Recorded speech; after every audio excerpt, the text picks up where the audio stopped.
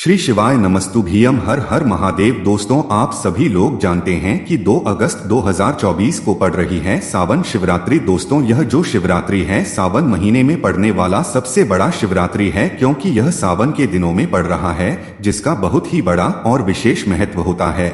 और ऐसा दिन पूरे साल में सिर्फ एक ही बार आता है। और दोस्तों, आप सभी लोग जानते हो कि सावन शिवरात्रि का अगर सबसे बड़ा कोई उपाय तो वो एक चुटकी काले तिल वाला उपाय है। तो दोस्तों, इस सावन शिवरात्रि के दिन आप लोगों को इस एक चुटकी काले तिल वाले उपाय को जरूर करना है। बहुत सारे लोग होंगे जिन लोगों ने इस उपाय को ना किया हो, मतलब आधा महीना निकल गया सावन महीने का, उन्होंने किसी भी दिन इस काले तिल वाले उपाय को ना किया हो। पर दोस्तों, आपके पास एक आखिरी मौका बचा हुआ है, जो कि 2 अगस्त के दिन। तो इस दिन आप लोगों इस वाले उपाय को जरूर कर लेना है। भले ही आपने पूरे महीने भर इस उपाय को ना किया हो, पर अगर आपने इस सावन महीने के सावन शिवरात्रि के दिन अगर इस वाले उपाय को कर लिया, तो आपको इस उपाय को करने का वो फल मिलेगा जिसकी आपने कभी कल्पना भी नहीं करी होगी। इसीलिए आप लोग इस वाले उपाय को एक बार जरूर कर लेना, ताकि आप लोगों के हाथ से यह मौका ना जा सके और आपको इस उपाय को करने का फल मिल सके। दोस्तों, यह उपाय पंडित जी ने अपनी अभी की ही श्रावण शिव महापुराण की कथा में बताया है, जिस उपाय को आज हम आपको बहुत अच्छे से समझाने वाले हैं। इस वीडियो को देखने के बाद इस उपाय को समझने के लिए आपको कोई और वीडियो को देखने की जरूरत नहीं पड़ेगी। तो चलिए दोस्तों, उपाय को शुरू करते हैं। देखिए, यह इस श्रावण महीने के शिवरात्रि के दिन यह इतना खास होता है, इतना महत्वपूर्ण होता है। देखा है कभी कभी बड़े बड़े पूजा पाठ अनुष्ठान से जो मनोकामना पूर्ण नहीं होते, वो आषाढ़ महीने के दिन एक छोटे उपाय करने से ही आपकी मनोकामना पूर्ण हो जाती है। और बहुत सारे लोगों ने इस उपाय को किया भी है और उनको इस उपाय को करने का फल भी जरूर मिला है। अगर आप लोग भी इस उपाय को करना चाहते हैं, तो आप इस उपाय को पहले अच्छे से समझ लेना, सुन लेना, उसके बाद करना। आपको इस उपाय का फल जरूर मिलेगा। और इस उपाय को कर लेने से आपके घर में चाहे किसी भी प्रकार की दुख और समस्या क्यों न चल रही हो, आपको उसका कारण भी नहीं पता है कि भाई यह समस्या इस कारण से चल रही है। उसका कुछ भी कारण हो सकता है, जैसे पितृ दोष हो सकता है या किसी भी तरह का मंगल दोष भी हो सकता है। तो इस दिन आप लोगों को यह वाला उपाय कर लेना है।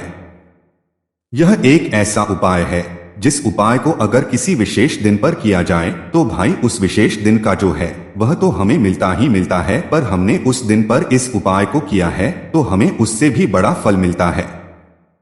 और फल बहुत जल्दी मिलता है, क्योंकि आप इस उपाय को बहुत ही और विशेष दिन पर कर रहे हो। तो चलिए अब उपाय के बारे में बात करते हैं, लेकिन उससे पहले आप लोगों को यह जानना आवश्यक है कि आखिर यह उपाय किस समय करना है, किसको करना है और कैसे करना है। तो चलिए हम आगे आपको वीडियो में एक एक करके बता देते हैं। इसीलिए इस वीडियो को बिना भगाए अंत तक देखिएगा, ताकि इस उपाय को करने के बाद आपका भाग्य प्रबल हो जाए, आपके नवग्रह आपका साथ देना शुरू कर दें, आपके घर की बरकत हो, आपके घर की उन्नति हो और भगवान भोलेनाथ का आशीर्वाद हमेशा आप पर बना रहे। और अगर आप चाहते हैं कि महादेव जी की कृपा से आपके जीवन की समस्त प्रकार की परेशानी से आपको मुक्ति मिल जाए और महादेव जी का कृपा हमेशा आप पर बना रहे, तो दोस्तों पूरी सच्ची श्रद्धा और पूरे विश्वास के साथ इस वीडियो को लाइक कर दीजिए और कमेंट बॉक्स में लिख दीजिए ओम नमः शिवाय, हर हर महादेव। और इस वीडियो को आप जितने लोगों तक पहुंचा सकते हैं उतने लोगों तक पहुंचा दीजिए, ताकि लोगों का भला हो सके। और दोस्तों, कमेंट बॉक्स में अपनी राशि भी डाल दीजिएगा। आपकी राशि के अनुसार कोई भी ऐसा उपाय होगा जो करके आप लाभ पा सकते हैं सावन के महीने में, वह आकर हम आपके कमेंट के रिप्लाई में बता देंगे। लेकिन आपसे निवेदन था, वीडियो लाइक करना मत भूलिएगा। और अगर आप लोग हमारे चैनल पर नए हैं तो हमारे चैनल सात्विक जानकारी को सब्सक्राइब कर लेना और इस वीडियो को लाइक करके कमेंट बॉक्स में श्री शिवाय नमस्तुभ्यम ओम नमः शिवाय जरूर लिख दीजिएगा। तो दोस्तों, इस एक चुटकी काले तिल वाले उपाय को हमें इस सावन शिवरात्रि के दिन कैसे करना है, किसको करना है, किस समय करना है और कहां पर करना है, ये सारे सवालों के जवाब आपको इस वीडियो में मिल जाएंगे। और जो ये वीडियो देखेगा भाई उसको काले तिल के दाने वाला उपाय जरूर करना चाहिए, क्योंकि इस दिन एक काले तिल का भी बहुत ही बड़ा और विशेष महत्व होता है। और जब बात आ जाए 11 काले तिल की तो ये सोने पे सुहागा वाली बात हो जाती है और ये एक बहुत ही बड़ा उपाय हो जाता है इस श्रावण महीने के शिवरात्रि का। तो अब दोस्तों इस एक चुटकी काले तिल वाले उपाय को आखिर करना किसको है, सबसे पहले हम लोग वो बात जान लेते हैं। तो देखो, घर की जो बड़ी माताएं बहनें होती हैं उन माताओं बहनों में से कोई भी एक बड़ी माता बहन इस वाले उपाय को कर सकती है। और दोस्तों अगर आप चाहें तो अपने घर में से सभी सदस्यों को भी इस उपाय को करवा सकते हैं। अगर किसी व्यक्ति की खुद की कोई मनोकामना है, खुद की कोई दुख और परेशानी है कि वह अपने लिए ही करना चाहता है इस वाले उपाय को, तो वह खुद अपने लिए भी कर सकता है। बाकी अगर कोई घर में से ऐसा है जो कि अपने पूरे घर परिवार की सुख और शांति के लिए ये वाला उपाय करना चाहता है तो भाई वह भी कर सकता है, उसमें भी कोई दिक्कत वाली बात नहीं है। कहने का मतलब यह है कि इस उपाय को हर एक सदस्य भी कर सकता है और पूरे घर परिवार के सदस्य के लिए घर की बड़ी माताओं बहनों में से कोई एक माता भी कर सकती है। माताएं बहनें अगर घर में उपस्थित ना हो या वो यह वाला उपाय ना कर पा रही हो तो फिर घर का कोई बड़ा सदस्य भी इस हल्दी वाले उपाय को कर सकता है, चाहे फिर वह पुरुष ही क्यों ना हो, उसमें कोई भी दिक्कत वाली बात नहीं है। अब दोस्तों इस एक चुटकी काले तिल वाले उपाय को हमें करना कहाँ पर है, हमें तुलसी के क्यारे के पास में जाकर करना है। बहुत सारे लोग प्रश्न करते हैं हर एक उपाय को करते समय क्या हम इस उपाय को घर पर या मंदिर में कर सकते हैं। देखो, तो इस वाले को आप घर ही करोगे तो अच्छा रहेगा। अगर घर पर तुलसी का पौधा नहीं है तो शिव मंदिर में उपाय को करोगे तो भी अच्छा होगा इस वाले उपाय को। उसके बाद में दोस्तों जो अगला प्रश्न निकल कर आता है वो यह आता है इस उपाय को लेकर कि आखिर इस उपाय को हमें किस समय करना है, सुबह के समय करना है कि शाम के समय करना है। तो देखो, इस वाले उपाय को आप लोग सुबह के समय भी कर सकते हो और शाम के समय प्रदोष काल में भी कर सकते हो। अब अगर आप पूछो कि भाई सबसे उत्तम समय कौन सा इस एक चुटकी काले तेल वाले उपाय को करने का, तो हम आपसे बस यही कहेंगे कि इस उपाय को आप शाम के समय करेंगे तो ज्यादा बेहतर होगा। बाकी अगर सुबह के समय भी करेंगे तो भी अच्छा होगा, उसमें कोई भी दिक्कत वाली बात नहीं है। तो अब दोस्तों जो अगली सबसे बड़ी और महत्वपूर्ण बात आती है वो यह आती है कि सुबह अगर हम उपाय को करेंगे तो हमें कितने बजे से लेकर कितने बजे तक के बीच में करना है, और शाम के समय प्रदोष काल में करेंगे तो हमें कितने बजे से लेकर कितने बजे के बीच में करना है। तो देखो, सुबह जितनी जल्दी हो सके आप उपाय को करने की कोशिश करना। बाकी अगर किसी कारणवश लेट भी हो जाओ, थोड़ी देर भी हो जाए, तो 10 या 11 बजे तक भी आप उपाय कर लेना, पर 12 बजे से ज्यादा देरी ना हो, ठीक है, इस बात का ध्यान रखना। उसके बाद में दोस्तों अगर शाम के समय प्रदोष काल की बात करें, प्रदोष काल का जो समय है होता है वो शाम के 6 बजे से शुरू हो है, मतलब शाम के 6 बजे से लेकर 7 बजे के बीच का जो समय होता है यह समय प्रदोष काल का समय होता है। पर अभी जो मौसम चल रहा है इस मौसम में जो है शाम बहुत देरी से होती है, तो आप इस उपाय को 7 या 8 बजे के बीच में भी कर सकते हो, मतलब शाम के 6 बजे से रात 8 बजे के बीच में आप कभी भी इस वाले उपाय को कर सकते हो, उसमें कोई भी दिक्कत वाली बात नहीं है। परंतु सावन शिवरात्रि के दिन कोशिश करना कि समय के अंतर्गत ही कर लो, किसी कारण ना कर पाओ तो थोड़ा देरी से भी कर सकते हो, आपको उपाय का फल जरूर मिलेगा। तो चलिए बात करते हैं हमारे पहले उपाय की। देखिए, इस उपाय के लिए आपको 2 दीपक लेने होंगे। दोनों ही दीपक आप मिट्टी के भी ले सकते हैं और दोनों ही दीपक आप शुद्ध आटा मढ़कर उनके भी तैयार कर सकते हैं। अब दोस्तों दोनों ही दीपक के अंदर आपको शुद्ध घी का प्रयोग करना होगा और एक दीपक के अंदर आपको गोल रुई की बाती का प्रयोग करना होगा और एक दीपक आपको लंबी बाती का प्रयोग करना होगा। लंबी बाती वाले दीपक के अंदर आप मौली वाला जो धागा आता है कलावा का, उसकी बाती का प्रयोग भी आप लंबी बाती वाले दीपक के अंदर कर सकते हैं। देखिए, 2 दीपक वाला ये चमत्कारी उपाय केवल सावन शिवरात्रि की रात्रि में ही किया जाता है, इसीलिए आपको इस उपाय को बहुत ही ध्यान से समझना। इसी के साथ में आपको एक चुटकी काले तिल के दाने लेना है और इसी के साथ में आपको मात्र एक चुटकी हल्दी भी लेनी होगी। अब दोस्तों ये सभी सामग्री लेकर के आपको रात्रि के समय पहुंच जाना है अपने घर में। जहाँ कहीं भी तुलसी जी का पौधा तुलसी माता का निवास स्थान है वहां पर देखिए दोस्त।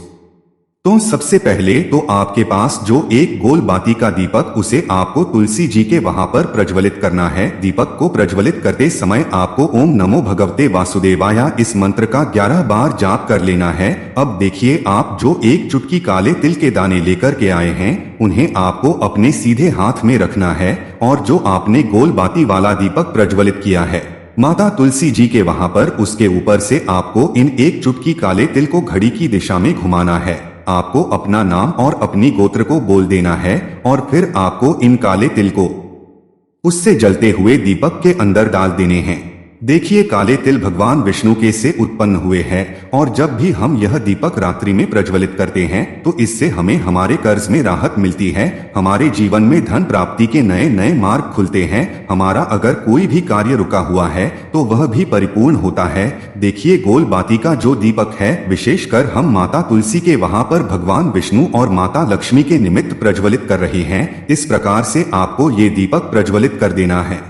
अब जो आपके पास लंबी बाती का दीपक है, एक चुटकी हल्दी है, तो आपको लेकर के पहुंचना है अपने घर के मंदिर में। आपके घर के मंदिर में माता लक्ष्मी की जो भी प्रतिमा ही मूर्ति है उनके सामने सबसे पहले तो आपको ये लंबी बाती का दीपक रखना है। फिर आपको दीपक को प्रज्वलित कर देना है। दीपक को प्रज्वलित करते समय आपको महालक्ष्मी नमः इस मंत्र का जाप करते रहना है। अब दोस्तों आपके पास जो एक चुटकी हल्दी है उसे आपको अपने सीधे हाथ में रखना है और इस एक चुटकी हल्दी को आपको उस दीपक के ऊपर से 11 बार घड़ी की दिशा में घुमाना है और आपको महालक्ष्मी नमः मंत्र का जाप करते रहना है और इस एक चुटकी हल्दी को आपको उसे दीपक के अंदर डाल देना है। देखिए एक चुटकी हल्दी वाला जो दीपक है आपके जीवन से दुर्भाग्य को समाप्त करता है, माता लक्ष्मी की आपको कृपा प्राप्त करवाएगा, धन प्राप्ति के आपके जीवन में नए नए मार्ग बनाएगा। देखो अगला उपाय है वो भी बहुत ज्यादा खास है। तीनों उपाय को आप जरूर सुनना क्योंकि जो आपको अच्छा लगे वो उपाय कर सकते हैं। देखिए इस उपाय के लिए आपको 2 हरी इलायची लेनी होगी। हरी इलायची आपको साबुत लेनी है, खंडित नहीं होनी चाहिए और इसी के साथ में आपको मात्र थोड़ा शहद लेना है। शहद आपको मात्र आधा चम्मच या फिर उससे भी कम ले लेना है और इसी के साथ में आपको एक दीपक ले लेना है। दीपक आप चाहे तो मिट्टी का भी ले सकते हैं और आप चाहे तो शुद्ध आटा मढ़कर उसका दीपक भी आप तैयार कर सकते हैं। इस दीपक के अंदर आप मौली का जो धागा आता है कलावा का उसकी बाती का प्रयोग करना होगा, यानी कि इस दीपक के अंदर आपको लाल रंग की बाती का प्रयोग करना होगा और इस दीपक के अंदर आपको शुद्ध घी का प्रयोग करना होगा। अब ये सारी सामग्री लेकर के आपको अपने घर में जो भी मंदिर है वहां पर पहुंच जाना है और आपको माता लक्ष्मी के किसी भी स्वरूप के सामने बैठ जाना है। अगर माता लक्ष्मी की फोटो है, माता लक्ष्मी की प्रतिमा है तो उनके सामने आपको बैठ जाना है। अगर माता की प्रतिमा है तो उनके सामने आपको बैठ जाना है, यानी कि किसी भी माता के स्वरूप के सामने आपको बैठ जाना है। अब देखिए सबसे पहले तो आपको माता रानी के सामने सी चावल की ढेरी बना देनी है, यानी किसी अक्षत के दाने आपको माता रानी के सामने रखना है। उसके बाद आप जो एक दीपक लेकर के गए हैं उस दीपक को आपको उन्हीं चावल के दानों के ऊपर रख देना है और फिर इस दीपक को आपको माता रानी के सामने प्रज्वलित कर देना है। देखें इस दीपक को प्रज्वलित करते समय आपको इस मंत्र का लगातार जाप करते रहना है। दीपक को प्रज्वलित करने के बाद आप जो 2 हरी इलायची लेकर के गए हैं उसमें से एक हरी इलायची को तो आपको उसी दीपक के अंदर डाल देनी है और वहीं पर आपको कम से कम 21 बार लक्ष्मी इस मंत्र का जाप कर लेना है। अब आपके पास जो शहद है और एक हरी इलायची है उसे सीधे आपको लेकर के पहुंच जाना है भगवान शिव के मंदिर में। पूज्य गुरु जी ने बताया कि यह उपाय आपको सिर्फ और सिर्फ शाम के समय ही करना होगा। शाम को जब भी सूर्यास्त का समय होता है तो उस समय आपको यह उपाय करना है। लेकिन सबसे पहले तो आपके पास जो एक हरी इलायची है उसे आपको उस शहद के अंदर अच्छे से डुबो देना है, यानी कि शहद का लेपन उसे हरी इलायची के ऊपर चारों तरफ आपको कर देना है। अब यह जो शहद से युक्त हरी इलायची है इससे आपको भगवान शिव के शिवलिंग पर अर्पित कर देनी है। आपको वो श्री शिवाय नमस्तुभ्यम इस मंत्र का लगातार जाप करते रहना है। फिर इसके बाद आपको एक लोटा जल भी अपने साथ लेकर के जाना है। तो यह एक लौटा जल भी आपको धीरे धीरे शिवलिंग पर समर्पित कर देना है और आपको श्री शिवाय नमस्तुभ्यम इस मंत्र का जाप करते रहना है। फिर इसके बाद आपको अपने घर आ जाना है। इस प्रकार से आपको ये उपाय कर लेना है। तो चलिए दोस्तों जान लेते हैं गुरुजी द्वारा बताए गए दूसरे उपाय के बारे में। देखिए, इस उपाय के लिए आपको लेना है 11 चावल के दाने। गुरुजी ने कहा है चावल के दाने खंडित नहीं लेने हैं, बिल्कुल साबुत होने चाहिए। उसके साथ में आपको लेना है एक बेलपत्र। बेलपत्र का भी एक नियम है, अगर आपके पास बेलपत्र नहीं है तो आप शिवलिंग से उठाकर उसको पुनः शुद्ध जल से धोकर इस्तेमाल कर सकते हैं। इस प्रकार आपको बेलपत्र लेना है। इसके बाद आपको एक लौटा जल लेना है। अब ये सब सामग्री लेकर आपको जाना है महादेव के मंदिर में। देखो, अब आपको उत्तर साइड में खड़े हो जाना है और सबसे पहले को एक बेलपत्र अपने हाथ पर और 11 चावल दाने रखकर शिवलिंग के ऊपर अपना नाम और गोत्र बोलते हुए समर्पित कर देना है और नमः शिवाय श्री शिवाय नमस्तुभ्यों का लगातार जाप करना है। अब आपको जो एक लौटा जल साथ में लेकर आए थे उसे धीरे धीरे बेलपत्र और चावल दाने के ठीक ऊपर आपको समर्पित करते जाना है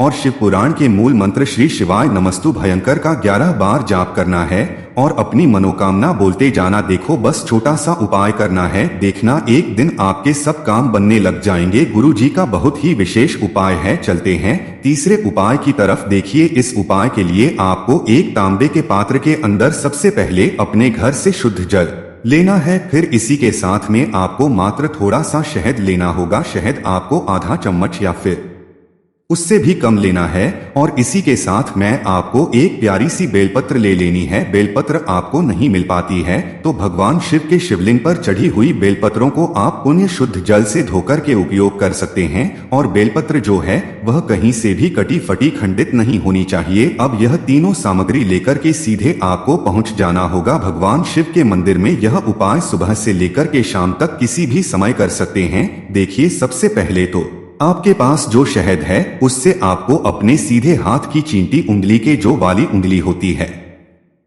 अनामिका उंगली, उसमें थोड़ा सा शहद आपको लेना है और इससे फिर आपको शिवलिंग पर जहां माता सुंदरी का स्थान होता है वहां पर आपको ओम का निर्माण करना है। लेकिन जलाधारी के बिल्कुल बीच में जो स्थान होता है उससे माता अशोक सुंदरी का स्थान कहते हैं और इसी स्थान पर आपको शहद से का निर्माण करना है। अब दोस्तों, आपके पास जो एक बेलपत्र है उससे आपको अपने सीधे हाथ की हथेली पर रखना और महादेव से आपको अपनी वह विशेष मनोकामना, आपके जीवन में जो भी संकट चल रहे हैं, जो भी समस्याएं चल रही हैं, जो भी जीवन में दुर्भाग्य बना हुआ है, आप अपने किसी भी कार्य में सफल नहीं हो पा रहे हैं, तो जिस भी प्रकार की आपकी समस्या है उसे दूर करने के लिए आपको महादेव से प्रार्थना कर लेनी है। और फिर यह जो एक बेलपत्र है इससे आपको शिवलिंग पर माता अशोक सुंदरी वाले स्थान पर समर्पित कर देनी है। देखिए, जहां पर आपने ओम का निर्माण किया है उसी के ऊपर आपको ये बेलपत्र भी समर्पित कर देनी है। देखिए, बेलपत्र की चिकनी साइड का हिस्सा शिवलिंग से स्पर्श होगा और इसकी जो डंडी है वो आपको जलाधारी की ओर रखनी है। पत्ती वाला भाग शिवलिंग की तरफ रहेगा। इसी प्रकार से आपको यह बेलपत्र समर्पित कर देनी है। अब दोस्तों, आपके पास जो एक जल का पात्र है उसमें से थोड़ा सा जल तो आपको बेलपत्र की जो आगे वाली पत्ती उस पर आपको समर्पित करना है और आपको श्री शिवाय नमस्तु इस मंत्र का जाप कर लेना है। फिर उस पात्र के अंदर जो जल बचेगा उसे पूरा आपको भगवान शिव के शिवलिंग पर धीरे धीरे समर्पित करते जाना है और लगातार आपको शिव महापुराण के मूल मंत्र श्री शिवाय नमस्तुभ्यम इस मंत्र का जाप करते रहना है। गुरुजी ने कहा है कि जल आपको इतने धीरे धीरे समर्पित करना है कि जल समर्पित करते हुए आप कम से कम 11 बार श्री शिवाय नमस्तुभ्यम फिर इस मंत्र का जाप कर सके। फिर इसके बाद वापस आपको अपने घर आ जाना है। इस प्रकार से आपको ये उपाय कर लेना है। आप देखेंगे कि आपकी सभी मनोकामनाएं अवश्य ही पूरी होंगी। ये उपाय आपको अवश्य करने हैं। इस वीडियो में हमने आपको 3 से 4 महा उपाय आपको बताए हैं जो आपको सावन शिवरात्रि के दिन करने हैं। अगर आपके मन में उपाय से जुड़ा कोई भी सवाल है तो हमें कमेंट बॉक्स में पूछ सकते हैं। उपाय करते समय कोई भी गलती नहीं करनी है। अगर आपको हमारी वीडियो पसंद आए तो हमारे इस चैनल को सब्सक्राइब जरूर करें। हर हर महादेव, नमः शिवाय, श्री शिवाय नमस्तुभ्यम।